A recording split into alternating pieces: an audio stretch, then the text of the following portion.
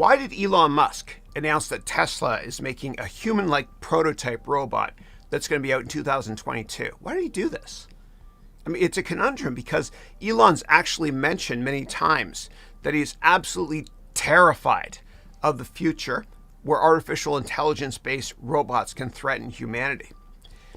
Now, Musk is being very careful with how he actually markets the robot, as his code name for the robot is actually Optimus, which is a clever name because Optimus sounds like the word optimist.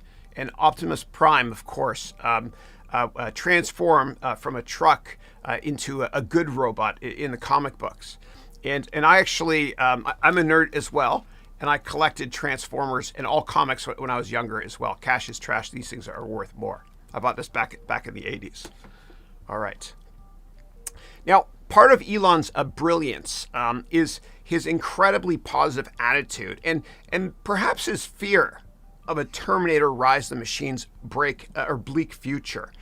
Maybe that is leading him to kind of, I don't know, front run or get ahead of the other companies from making human-sized robots before he does, right? So maybe he's trying to build them first so he can influence the industry to not let machines get too much power. Now, aside from Elon being very positive, there's actually two business lessons that we can learn from Elon Musk when talking about his robot strategy. Now, the first thing we can learn from him is that controversy is the best free advertising campaign ever. And the second thing we can learn from him from this robot initiative is just like Elon Musk, we have to set up a B.A.G, B.H.A.G, which stands for setting up a big, hairy, audacious goal. It's a real term. Okay, so let's kick it off with controversy, which, if done tastefully, is actually the best free marketing or free advertising you can get as the media has a field day with it. Okay, and what you can do is, if you have a controversial business model, you can network aggressively to meet with journalists by leveraging LinkedIn and by using the networking concepts I teach in my MBA program. So Elon Musk actually explained that Optimus is based on the same chips and the same software and the same artificial intelligence-based platform that are part of Tesla's. So he's in essence actually promoting Tesla's cars at the exact same time. And controversial free marketing is exactly what Mark Benioff did with Salesforce when he launched the company in 1999 with a no software logo. Now, Mark Benioff, he's the founder of Salesforce, which is now the largest employer in San Francisco. And so he had a no software logo for the first decade or so of his company. And nobody really got it at first. And it was very controversial back then. And Mark Benioff, what he did was he was on so many panels and so many television programs discussing why software is dead. Of course, the answer is the cloud, which we all get now. I didn't in hindsight, I get it now. Now, Richard Branson did the exact same thing back in the 1980s when he launched his product called Virgin Cola. And what he did was he drove a tank into Times Square in the 80s, okay, and he declared the war on Coca-Cola. And if you look closely at the bottom there, right here, you can see a little Virgin Cola cans as well. It was brilliant. So Elon Musk is brilliant when it comes to being controversial as well. Now, moving on to the second business lesson from Elon Musk, which is setting up a B.A.G, B.H.A.G, which stands for Big, Hairy, Audacious Goal. And B.A.G is actually a term that lots of venture capitalists here in the Bay Area use. Now, from a B.A.G perspective, in the past, Elon Musk has talked a lot about colonizing Mars.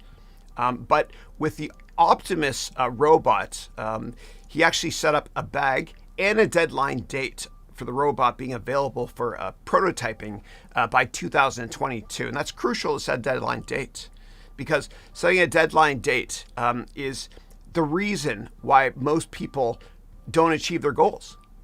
You know, the reason most people give up on their New Year's resolutions is because, number one, they don't set a deadline date, and number two, they don't tell everybody about their goal.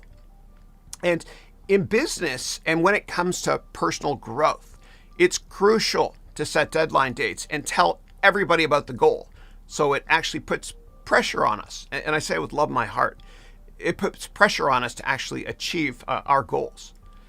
And when it comes to setting goals at Amazon, for many, many years, Jeff Bezos has had all of his product managers, from Prime to Kindle to AWS, etc. He's had all of them write a press release today that's going to be released at least 1 year from today. And that way there is a gap between the product, where the product stands today, and what it will look like in the future. And the goal of Amazon is for product managers to fill that gap, of course. Now, what if you fail with your big goal? It's okay, because in business and in life in general, we tend to overestimate what we can accomplish in 1 year, but we massively, massively underestimate what we can achieve in a decade. It's amazing how it works. And as James Cameron, the great director, Canadian, as James Cameron once said, you need to set a goal that is so high that if you fail above everyone else's expectations. And in closing, when thinking about setting your big goal, please remember that Mark Twain once said, the two most important days in your life are number 1, when you're born, and number 2, the day you find out why. So when you find your why, what I want you to do, please, is I want you to tell everyone about your big goal and also set up a deadline date. Now, if this was helpful, please like and subscribe, and thank you.